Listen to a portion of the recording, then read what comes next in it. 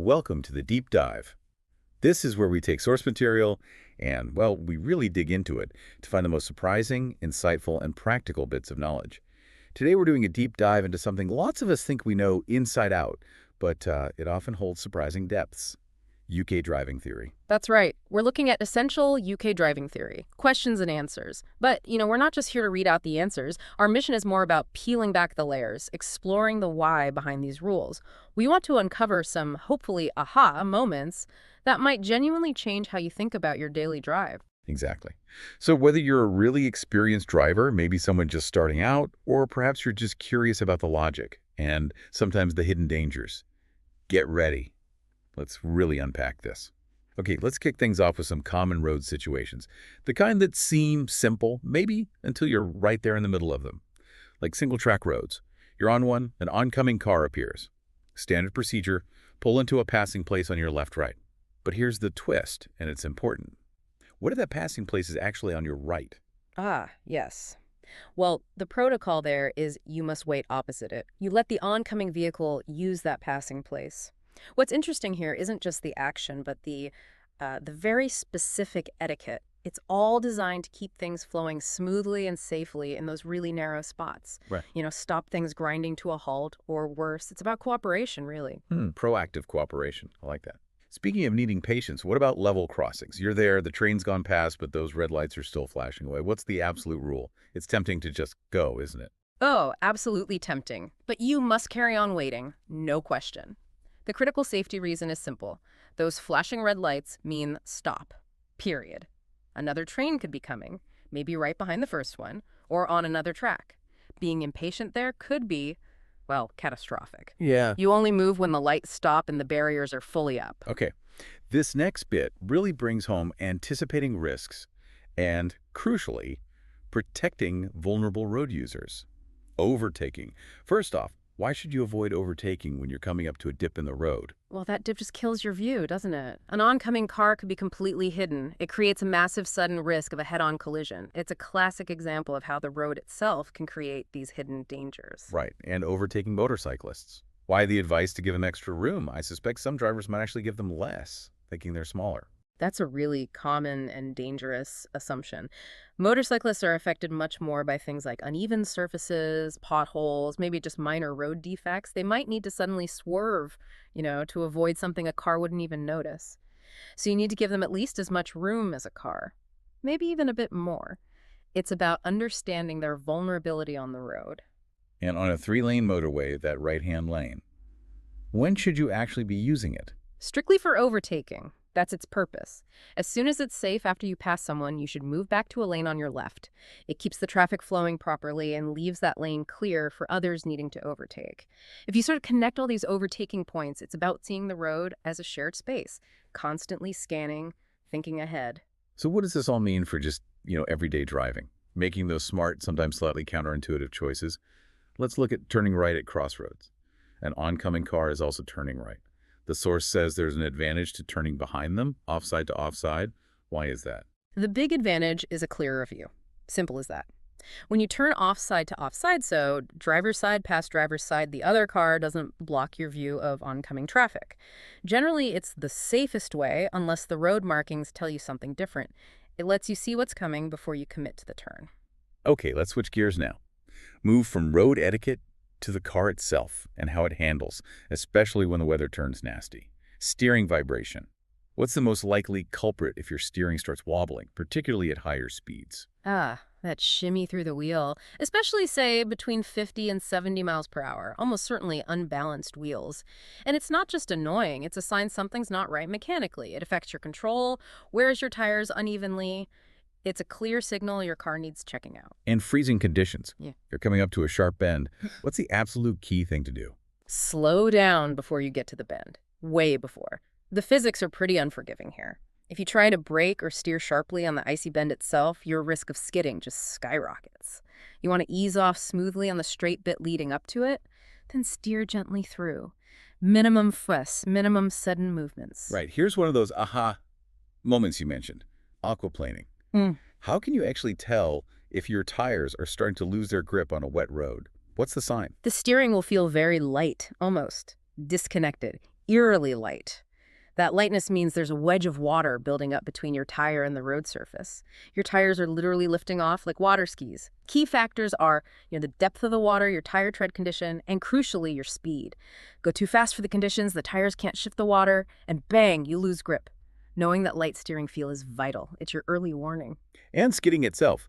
What's named as the main cause? We might think ice, rain, oil, but the source points elsewhere. The main cause is the driver.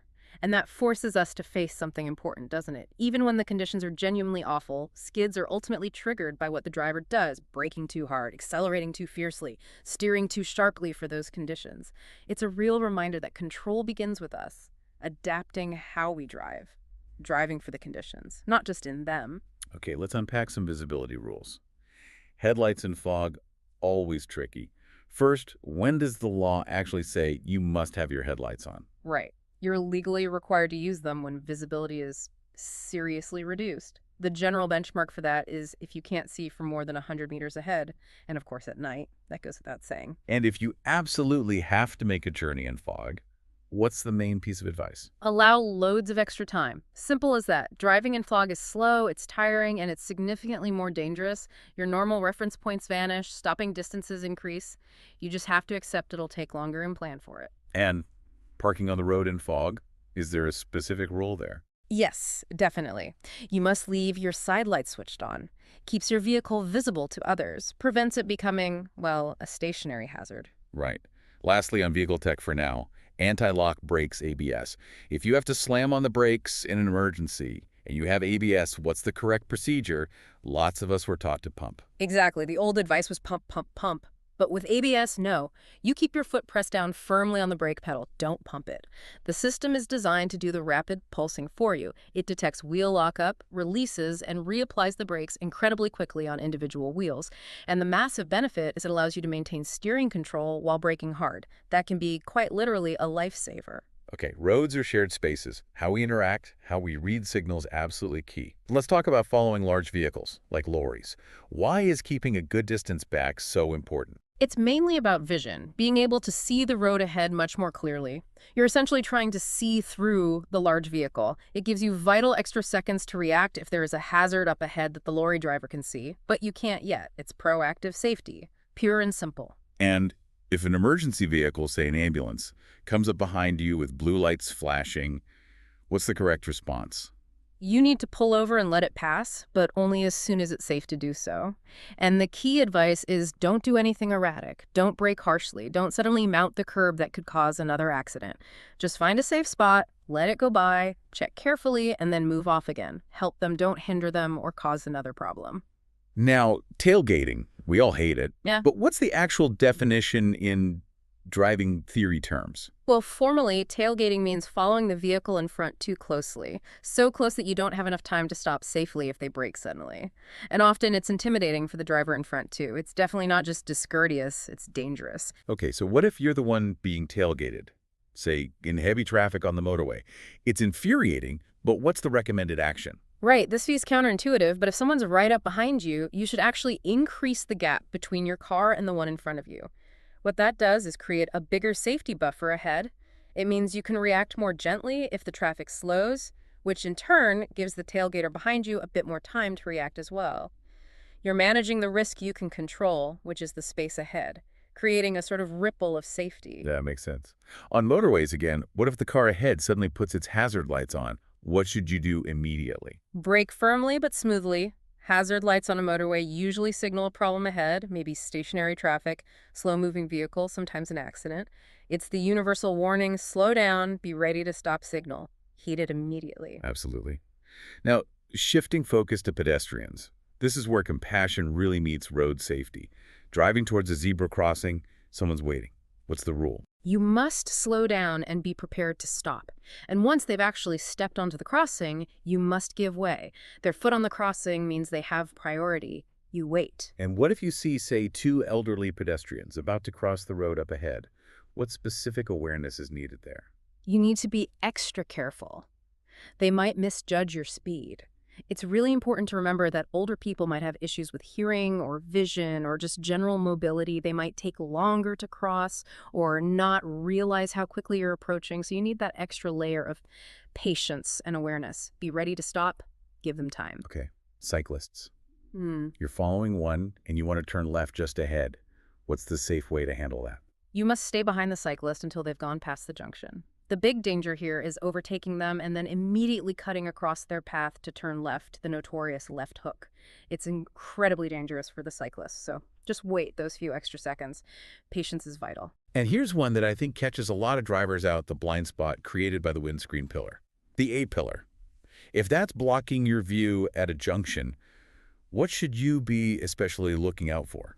Motorcyclists, definitely motorcyclists, and cyclists too, actually. That A-pillar, the one right next to your head, can create a surprisingly large blind spot. It can easily hide something narrow, like a bike. You might physically need to move your head, lean forward or back to consciously look around the pillar. It's that classic looked but didn't see scenario waiting to happen. A really important one. Okay, finally, let's decode a couple of road signs and touch on some admin bits. Those yellow lines painted across the road, sometimes getting closer together, what are they for? Ah, yes, the rumble lines. What's clever here is the psychology. They're there to make you more aware of your speed. As the lines get closer together, they create an optical illusion that you're speeding up. It's a subtle nudge to get you to slow down naturally as you approach a hazard, like a roundabout or a village. Quite neat, isn't it? It really is. What about a sign saying end of a controlled parking zone? What does that actually mean? It just means you're leaving that specific zone where particular parking rules were in place. So outside that sign, different parking restrictions might apply, or maybe none at all. Don't assume the rules you were just following still count. Check for new signs. Fair enough. When is the only time you're legally allowed to drive over a footpath? Only to get lawful access to a property, so using a dropped curb to get onto your driveway, for example. You can't just drive along it or use it as a shortcut. Absolutely not. And parking on the road at night. Where's the best place to leave your car? Ideally, in a well-lit area, two main reasons. It makes your car much more visible to other drivers, reducing the risk of someone hitting it. And, well, it can also help deter thieves. Makes sense. It does. Quick admin one. Yeah. What exactly is a cover note in insurance terms? A cover note is basically a temporary insurance certificate. Your insurer issues it to prove you're covered while you're waiting for the full formal policy documents to arrive. Crucially, it has the same legal standing as the full certificate, so you're legal to drive from the moment you get it. Good to know. And finally, let's circle back to a really fundamental driving habit. What should you always do before you stop? Use your mirrors. Always check your mirrors. Before you even touch the brake pedal, check what's happening behind you. Assess the traffic. How close is it? How fast is it moving? This lets you signal clearly and brake smoothly in good time. It dramatically reduces the risk of someone running into the back of you. It's absolutely core to defensive driving. Wow. What a deep dive that was. Yeah. From, the subtleties of single-track roads right through to that almost imperceptible feeling of aquaplaning starting. Yeah. It's so clear that even these familiar topics hold so much important detail. We've really gone beyond just knowing the answer, haven't we? Exploring the why. Exactly. And understanding that why those nuances, it isn't just about ticking boxes for tests. It's about changing how you think when you're behind the wheel. It's about anticipating, reacting better, and ultimately just making the roads that bit safer for everyone, that kind of deeper understanding. It's genuinely invaluable. So what does this all mean for you listening? Perhaps the biggest takeaway from all these seemingly basic questions is that driving, maybe a bit like life itself, is this constant process, a process of learning, adapting, and actually empathy. Understanding physics, yes, but also human behavior. It makes you wonder, doesn't it? What other basic things in your own daily life might you be sort of overlooking or taking for granted? Things that could reveal much deeper insights if you just stopped for a moment and took a proper deep dive. Keep exploring, keep learning. Until next time.